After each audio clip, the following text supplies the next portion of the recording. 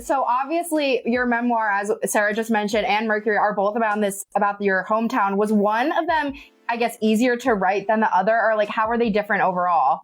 Absolutely. Mercury was so much easier because it was not factual. I think writing a true story as I did. So Cinderland is about what it means when a young woman has to keep a secret and how that secret reverberates throughout a community and throughout a life. And I think when you make the contract with the reader that you say, this actually happened and I'm going to tell you the truth about it, especially because of some of the content of the book, it felt very risky to me and very scary. It was my first thing putting out there. But I think doing that first opened up a huge world for me in terms of what I could write. I thought to myself, if I can write that book, I can do anything. And anything will be easier than that. So Mercury, though, so flowed out of me a lot easier. And I think it was such a joyful experience. Cinderland was a bit harder to write. This one, it felt like the story had just been waiting for me to put my pencil to the paper and write about Waylon smoking a cigarette behind the bleachers at the ball field. And then the rest of it just sort of came out. So of all my books, this one felt the most fluid and the most kind of like I was overhearing a story that has already existed for a long time. Oh, I love that. Yeah. To get into some of the specifics about the characters, Baylor, are we supposed to be rooting for him? We're not totally sure. We kind of were, and we secretly are like shipping him and Jade, but we also understand we're maybe not supposed to be rooting for him. We're conflicted. He was the hardest and the best character to write because of that. And the reason I put him in the book is everybody has a Baylor. It doesn't matter if you haven't lived in a small town, if you don't know any blue collar workers, wherever you are, you have somebody in your life that has such goodness deep down and you're really not sure if they're going to be able to pull it together. So when I was writing the book, I was asking myself, do I want him to pull it together? Does he deserve Jade? And I wrote a lot of different versions where maybe he and Jade do end up together, you know? But at the end, I decided that for him in particular, at that moment, he doesn't deserve her, right? And it is her no that kind of sets him on this journey to become the person that he always could be. Jay's no toward him is extremely powerful, and it changes his life. I mean, maybe not in the way that he would have wanted. So I wanted to write a character that you feel like, I kind of don't like this guy, but then by the end, you're like, wait a minute, maybe I don't like him, but I also love him. I just feel like everybody's either got a family member or a friend from home that is just like that maybe says the wrong thing at the wrong time. But when it comes down to it, would lay down their life and not give it a second thought. I know a few people like that, and I just loved creating that character. It was really fun. I feel like that's how we thought. I was gonna say, now that you're saying that, I like have people like a name in my head that I'm like, oh, yeah, this makes sense. It's not the one that it's the opposite of the one that got away. The one that never should have been, maybe. I don't know. That's it.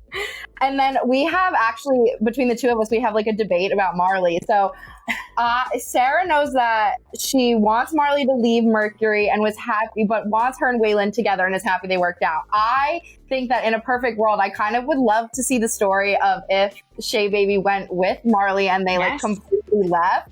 So was there a version of that initially where they she never came back, or like a whole other end, or did you always know she was going to come back?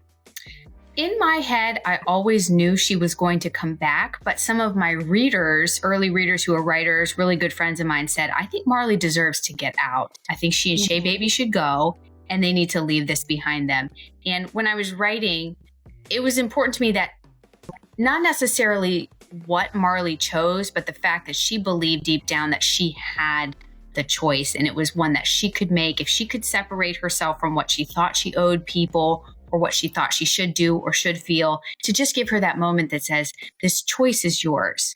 Because that's something that a lot of the other women who are older in the book, they never got that chance to make choices for themselves. So I wanted to give her that moment, a way to pause and say, I can imagine a different life for myself. And in that imagination, what is it that I want?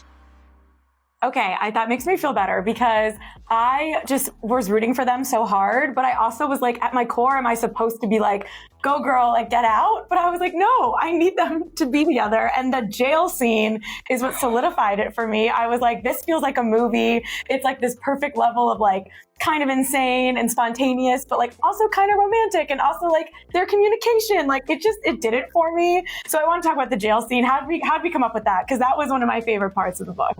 I love that part. And when I wrote it, I thought there's no way this is going to make it into the final book because, I wasn't sure I could pull it off, but I wanted something a little bit funny because this book is very serious and a lot of very difficult things happen in this book. So I wanted some moments of real levity. And I think part of living in a small town is that the police station in my hometown, the police station is attached to the library. And there's a sort of just whimsical romance that just comes with that. And I wanted to pull that into play when these two people who are really frustrated with each other need to work it out. And living in a family where, I grew up having a family business, thing like that, everybody's together all the time, but then over time, nobody actually talks about what they mean, I think. So I wanted to say, what would it be like if we removed all the distractions? And so there was just something sort of fun about putting them somewhere where we know they're safe, they're not in trouble, but they're super annoyed. And it turned out to be really fun. It was one of my favorite things to write because I thought, it's just quintessential small town. So it was a joy to put that together. And I'm glad it was one of your favorite parts because I wanted them to get back together, but I wanted to try to do it in a way that it felt earned and real. And fun. And that's, that's kind of,